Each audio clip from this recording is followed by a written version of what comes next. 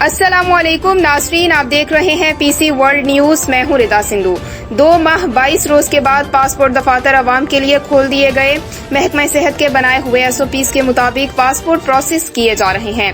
50 साल से ज्यादा उम्र के अफराद के लिए कोरोना की रिपोर्ट साथ लाना लाजमी होगा। गुज़श्ता रोज हुकूमत की जानिब से पासपोर्ट दफातर खोलने के हवाले से डीजी पासपोर्ट को मुरासला जारी किया गया था।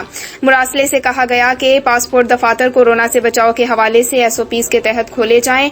तमाम पासपोर्ट दफातर 2 जून के नोटिफिकेशन की पॉलिसी के मुताबिक खोले जाएं।